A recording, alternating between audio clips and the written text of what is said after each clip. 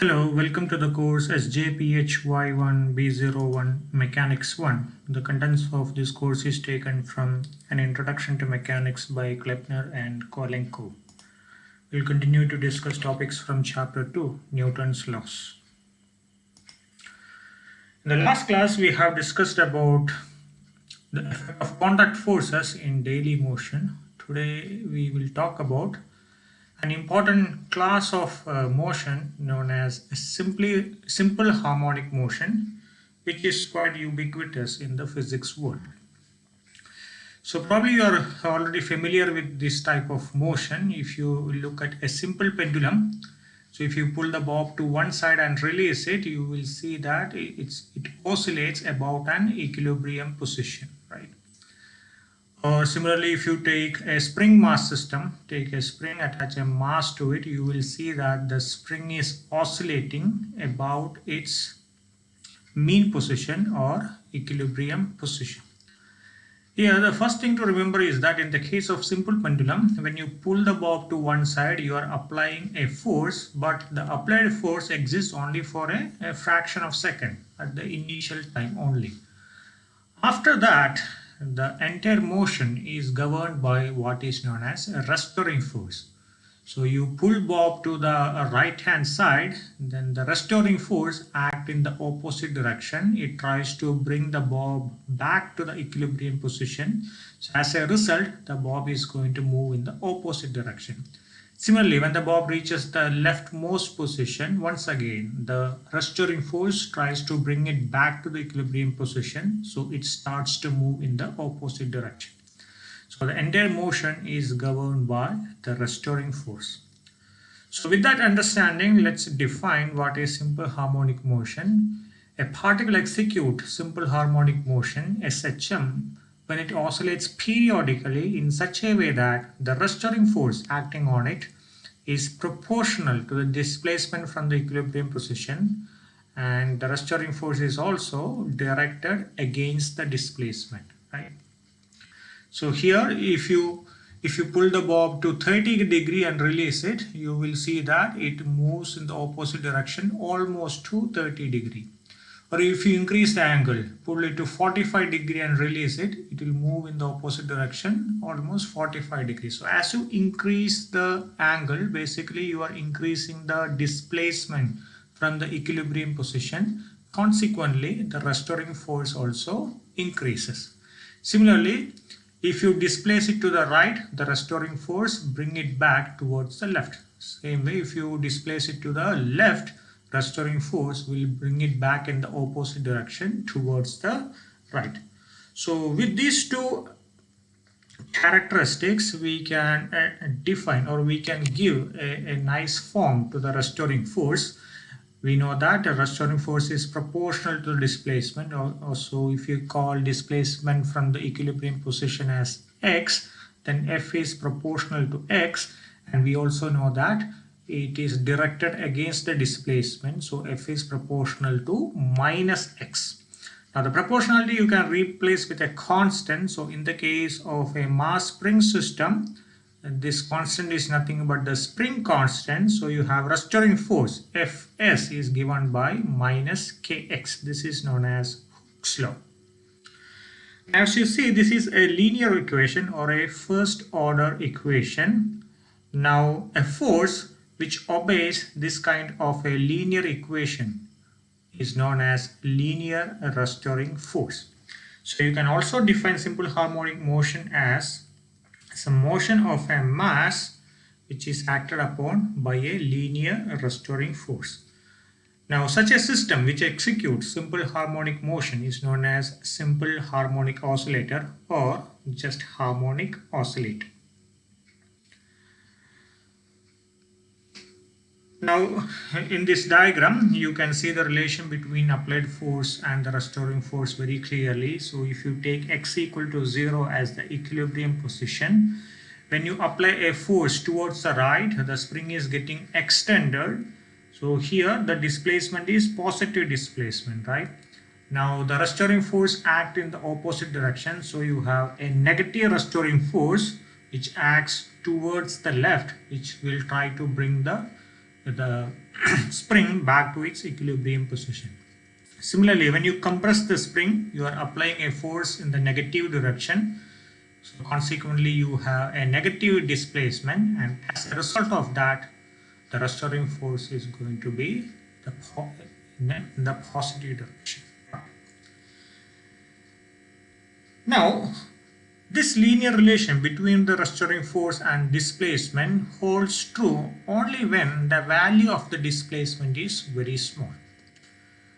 When the value of displacement increases, in other words, when the amplitude of oscillation increases, the linear relation is no more true. There are higher order terms coming into picture. For example, this simple relation may turn into a series expansion like minus k1x minus k2x square minus k3x cube, etc. So all these x square x cube terms are the higher order terms.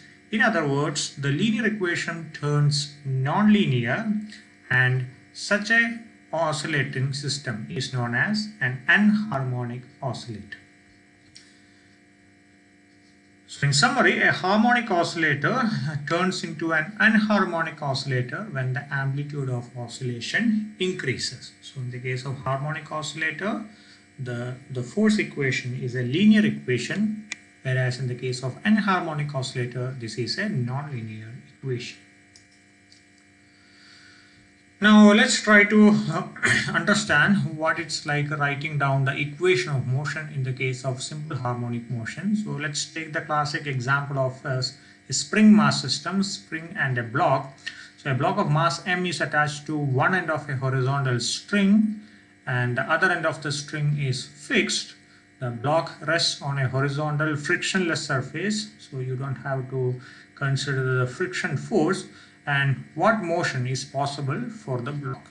So here we know that the motion happens purely because of the restoring force, and the restoring force always acts against the displacement. So force is minus kx. So write down the equation of motion: F is equal to ma minus kx equal to m into mx double dot, or take minus kx to the right hand side and divide the entire equation with m. You get x double dot plus k by m into x equal to 0. We can get this into a nicer form or a more standard form. What you do, you call the term k by m as omega square, or omega equal to square root of k by m. So you make this substitution where omega is an important parameter which characterizes the oscillation. This is known as the angular frequency. So in terms of omega, you can rewrite the equation of motion. It becomes x double dot plus omega square x equal to 0. So this is known as a simple harmonic oscillator equation. This is a second order differential equation, so you can solve it by integrating twice. We are not going into the details of the derivation as such, because we are going to learn that in the next semester. So for now, let's just look at the final solution, because that is of our interest for this class.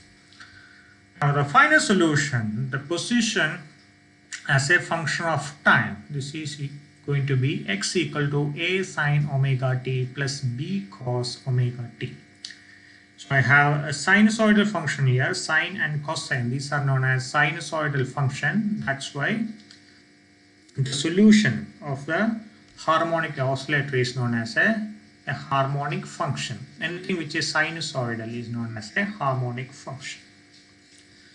Now, before going into the details of the solution, let's first think about what is the relevance of a simple harmonic oscillator, because you hardly encounter a simple pendulum in your daily life, right?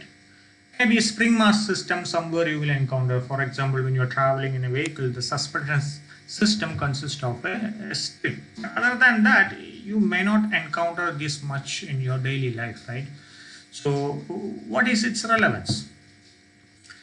Now, a simple harmonic oscillator is one of the most widely used mathematical models in physics. Suppose in physics you want to study a system. There are two approaches. One, you can follow an experimental approach, or you can follow a theoretical approach. In experimental approach, you do an experiment, just like the experiments you do in your lab.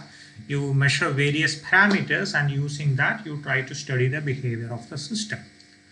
But sometimes the experiment is going to be very tedious. Sometimes it is very time consuming. It's very expensive. And in some cases, like where you are looking at the properties of an atom or a molecule, within that microscopic domain, performing an experiment is going to be very, very challenging. Also, many a time in experiments, there are a lot of errors. So the result you get may be completely different from the reality. So an alternate approach, whenever the experimental method is very difficult, the alternate approach is going to be a theoretical approach. So here you write down the equations governing the system or state of the system, solve those equations and arrive at the answer. Just like the harmonic oscillator case we have done. We wrote down the equation of motion, then solved it theoretically and got the final solution, right?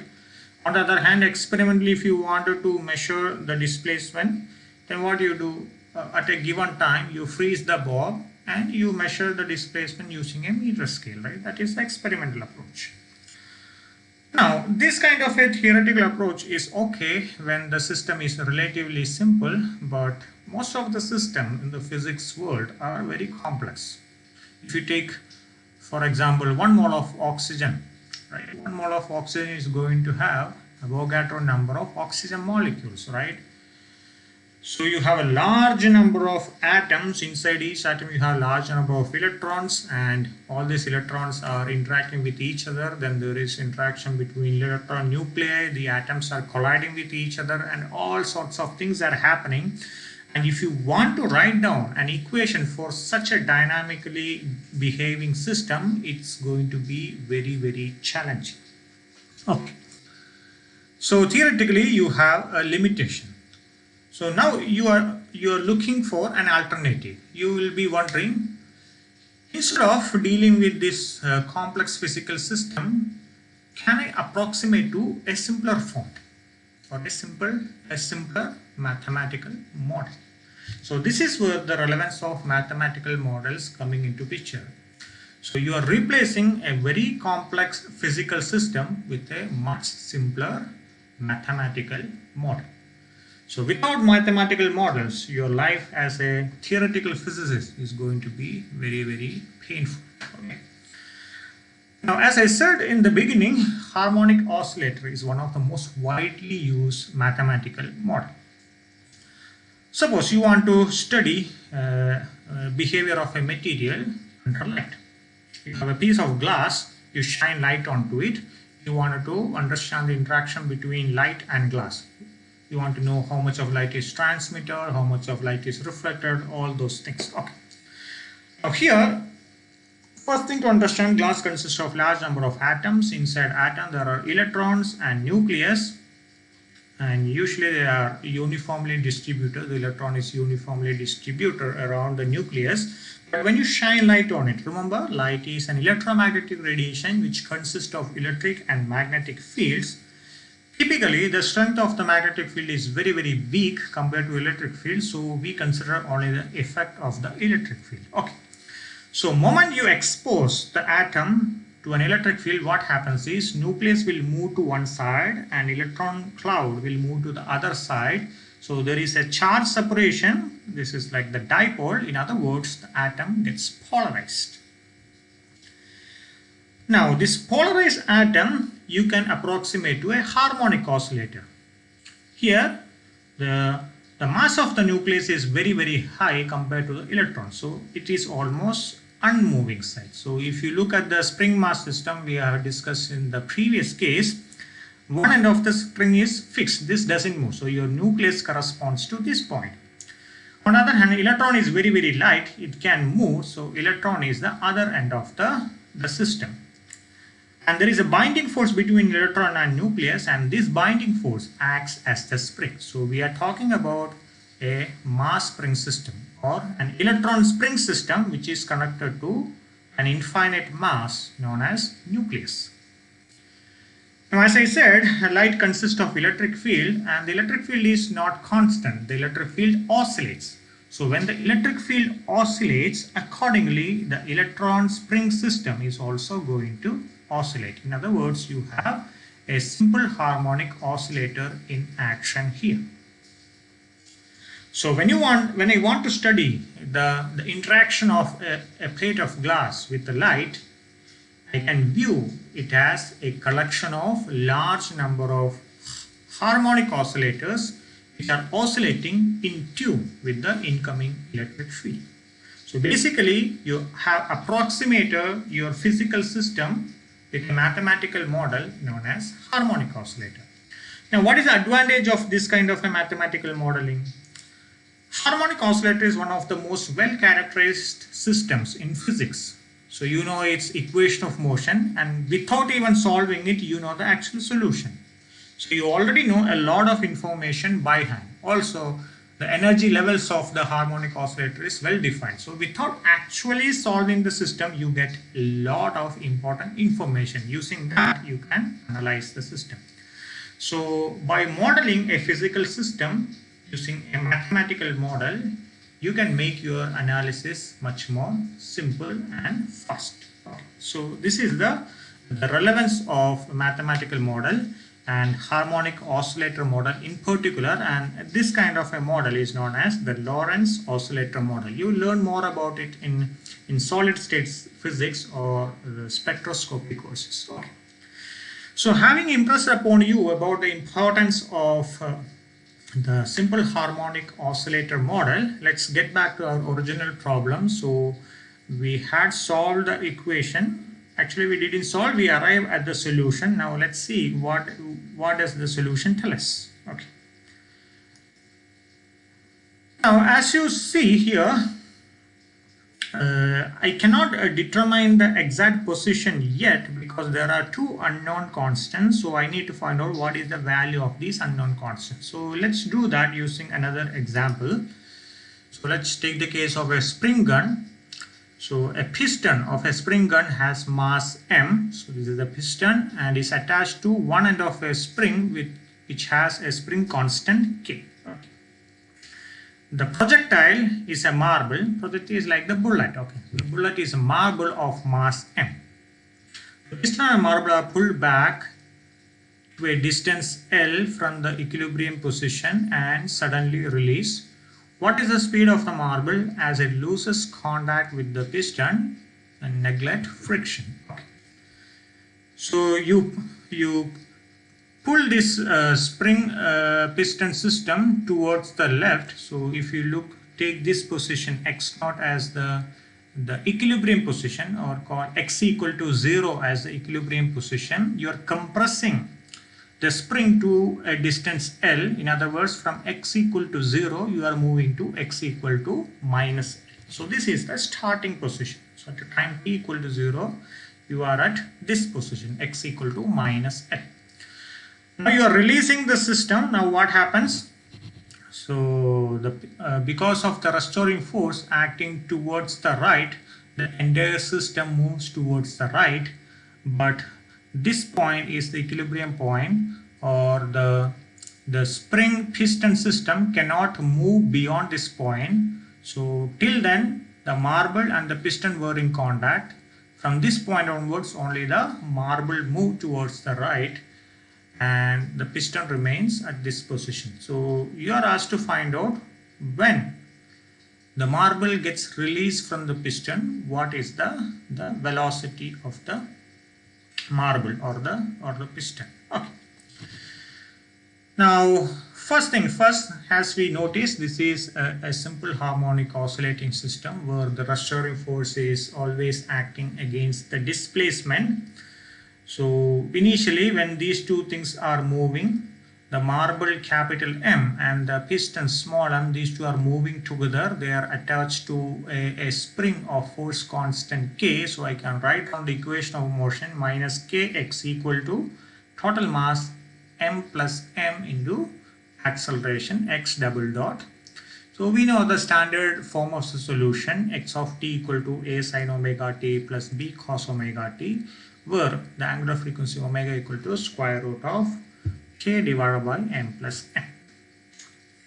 So this is the position. We are asked to find out what is the velocity. How do you determine the velocity? Take derivative of this. So you get a velocity as a function of time equal to omega a cos omega t minus omega b sin omega t.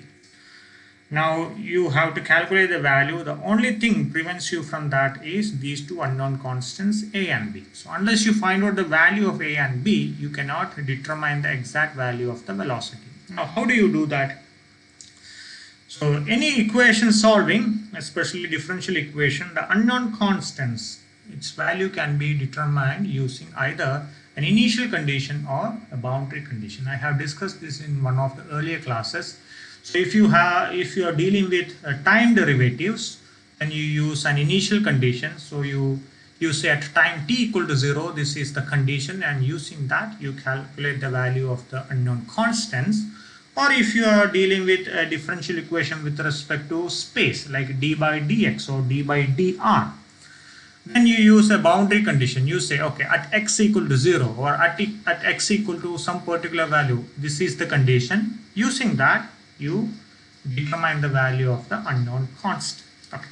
Since here we are talking about time derivatives, let's use the initial condition.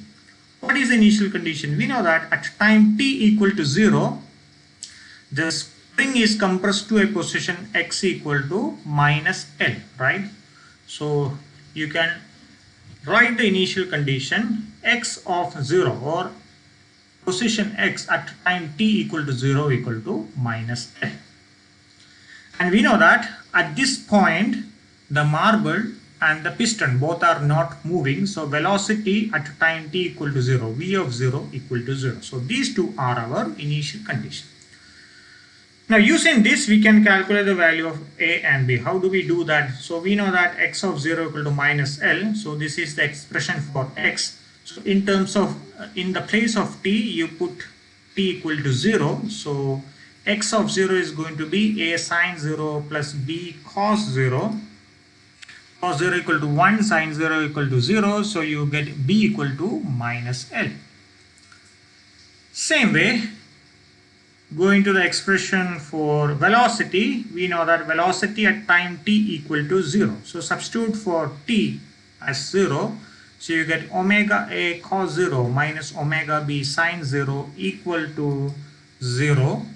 So sine 0 equal to 0. So you have omega a equal to 0. Omega is a constant. This is the angular frequency. This cannot be 0. So the only option is a being 0. So using the initial condition, you found out the values of the unknown constants. Now put this back into the expression for x and v. So you get x of t equal to minus L cos omega t and v of t equal to omega L sin omega t. So from the time of release of the spring until the time when the marble leaves the piston, the motion is described by these two equations. Now, what is it that we want to find out? We want to find out what is the velocity of the marble when it loses contact with the piston. So when do the marble and piston lose contact? The piston can only push and not pull on the marble. And when the piston begins to slow down, the contact is lost and the marble moves on at a constant velocity.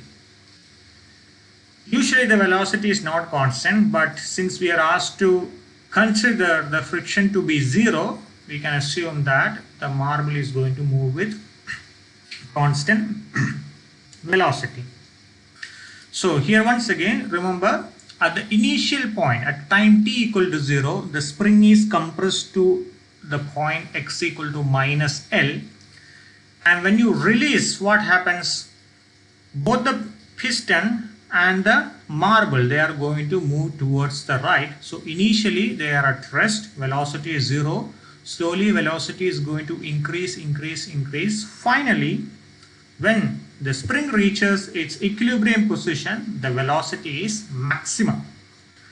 At this position, the marble loses contact with the piston. Now onwards, it is going to move with the constant velocity, which happens to be the maximum velocity. So one thing we know for sure is that when the piston loses contact with the marble, the velocity is the maximum velocity. So let's use this understanding. Okay.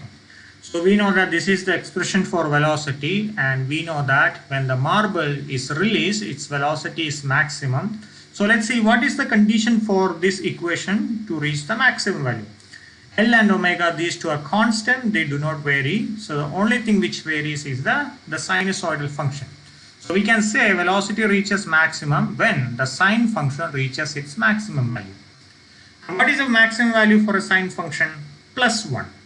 It happens when the angle is equal to pi by 2. So we can say when the velocity is maximum, or when the marble is released from the piston, the velocity is going to be at this condition where omega t equal to pi by 2. So you can put a subscript m here just to denote that we are talking about the maximum velocity. So omega tm equal to pi by 2. Let's cross check whether this is correct. We know that from the geometry, when the velocity is maximum, the piston has reached the equilibrium position x equal to 0. So let's see whether this is true. So in the expression for x, just put omega t equal to pi by 2. So you get minus L cos pi by 2. Cos pi by 2 equal to 0. So you get x equal to 0. So our understanding is correct. Okay. So when the velocity is maximum, omega tm equal to pi by 2.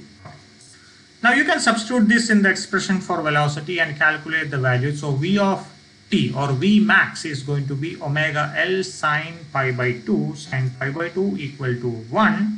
And substitute for omega, you get v max equal to square root of k divided by small m plus capital M into n. So this is how you find out the values of unknown constants in the equation of motion, or in the solution to the equation of motion, using appropriate initial condition. Okay. So that's for today. So if you look at the classes we have gone through so far, we have been talking either about a point mass or a single large mass which is approximated to a point mass, and we apply the Newton's laws onto this point mass, write down the equation of motion and solve it. That's what we have done so far. But if you look at the physical system around us, most of the system consists of more than one particle, more than one object, right? Basically, we talk about a multi-particle system or a many-body system. So in the next class, we will see how to apply Newton's laws into a multi-particle system and solve the entire system simultaneously. So stay tuned for that. Thank you.